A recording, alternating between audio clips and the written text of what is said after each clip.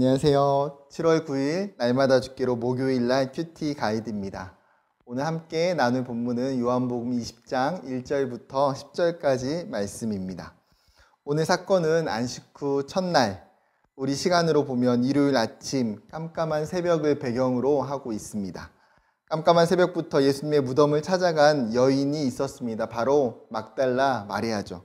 그런데 사실은 막달라 마리아 혼자만 찾아간 게 아니라 다른 여인들이 함께 동행했습니다.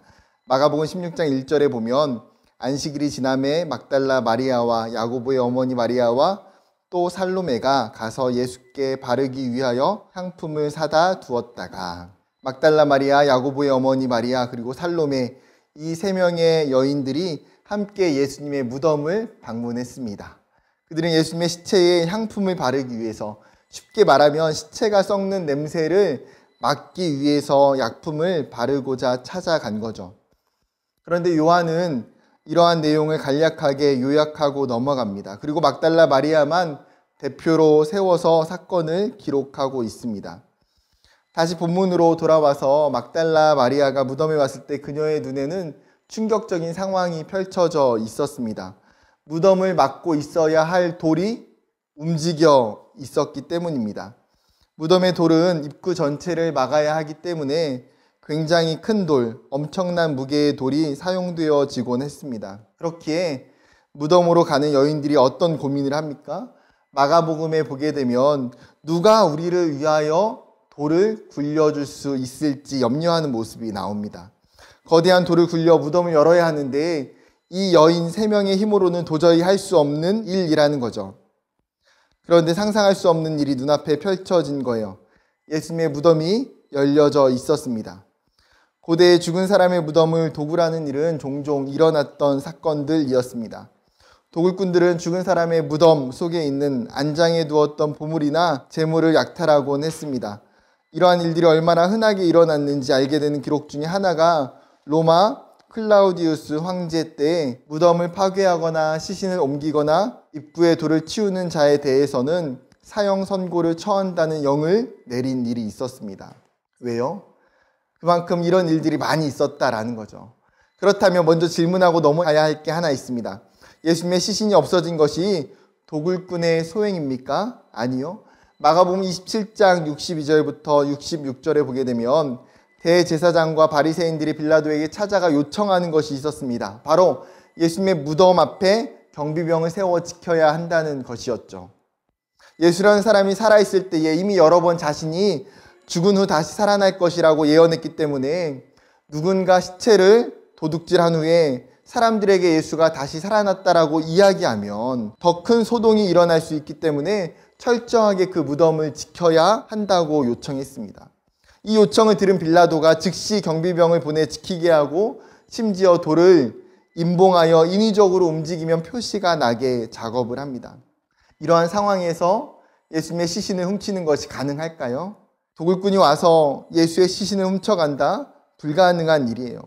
예수님의 무덤이 열리고 그의 시신이 사라진 것은 경비병들이 지키는 동안에 일어났던 놀라운 사건이죠.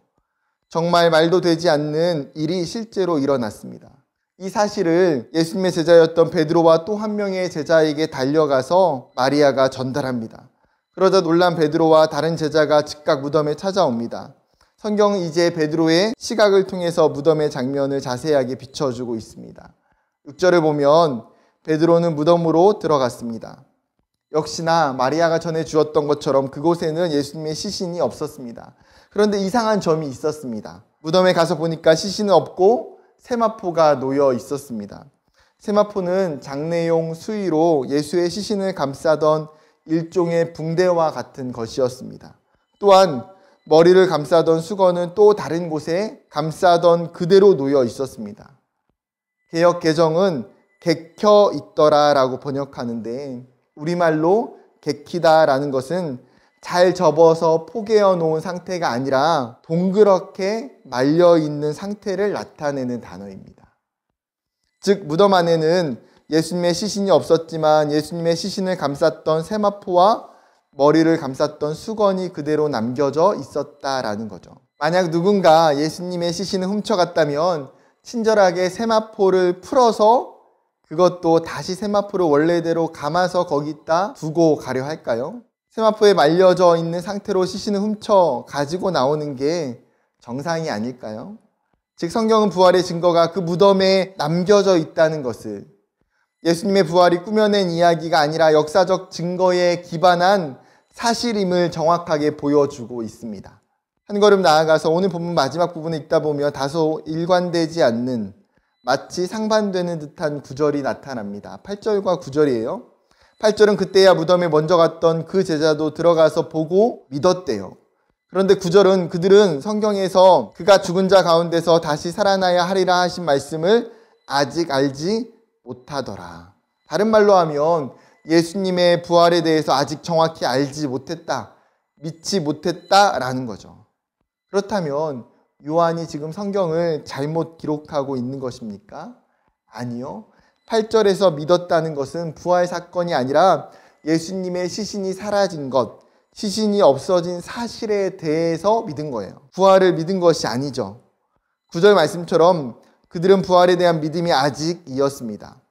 그렇게 베드로와 다른 제자는 자기들의 집으로 이제 돌아가죠. 그렇다면 오늘 본문이 우리에게 던져주고 있는 메시지가 무엇일까요? 어쩌면 우리도 베드로와 다른 제자와 같이 이미 성경을 통해서 예수님의 부활하심에 대해서 알고 그 말씀의 증거를 통해서 보았음에도 불구하고 여전히 부활에 대한 확신, 부활 신앙에 대한 온전한 믿음이 없는 것은 아닐까요? 참 감사한 것은 9절에 아직이라고 하는 이 단어예요. 아직이라는 것은 이 단어를 통해서 요한이 말하는 게 무엇입니까? 그들이 나중에는, 그리고 성경을 쓰고 있는 이제는 부활신앙, 부활하신 예수님에 대해서 믿는다라는 거죠. 그런데 예수님의 처음 빈 무덤을 접했을 그때는 아직이었다라는 것입니다. 맞습니다. 우리의 신앙이 연약할 때에, 처음 신앙생활할 때에 예수님이 하나님이시며 그분이 인간의 육체를 입고 이 땅에 오셨다라는 것에 대해서 믿음으로 받아들이기가 어려운데, 그것보다 더 어려운 십자가에 죽으셨던 그 예수님이 다시 부활하셨다는 것을 믿는 것은 얼마나 어려운 일일까요? 그럼에도 불구하고 오늘 성경은 아직과 같은 우리의 신앙을 향해서 선명한 증거, 선명한 증인을 통해서 예수님의 무덤이 비어 있다는 것을 이야기해 주고 있습니다. 그 빈 무덤의 깊은 영적인 의미를, 그 빈 무덤의 신앙을 봐야 합니다. 예수님의 무덤이 비어 있을 때에 기독교는 능력의 종교가 되고 기독교는 참된 종교가 되기 때문입니다. 예수님의 무덤이 비어 있을 때에 우리가 구원을 받았음을 알려주는 거예요. 우리를 위해서 죽으시고 모든 사망 권세를 이기시고 부활하신 예수님, 예수님의 그 빈 무덤은 우리에게 죽음이 아닌 새 생명을 이야기해 주고 있습니다. 그 예수님께서 하나님께 받은 그 놀라운 구원의 사명을 약속하신 대로 이루시고 부활하셨다라는 거죠. 그 빈 무덤이 이제는 우리를 향해서 고요하게 외치고 있습니다. 예수 그리스도께서 살아나셨습니다. 예수 그리스도께서 부활하셨습니다. 그 부활하신 예수님으로 말미암아 지금 우리가 예수 안에 있는 것이죠. 그 부활하신 예수님으로 말미암아 우리가 진정한 생명을 누리고 참된 기쁨을 누릴 수 있는 것입니다. 오늘 하루 이 놀라운 복음, 빈 무덤을 통한 부활의 신앙을 다시 기억하고 붙드는 저와 여러분 되기를 주님의 이름으로 축복합니다.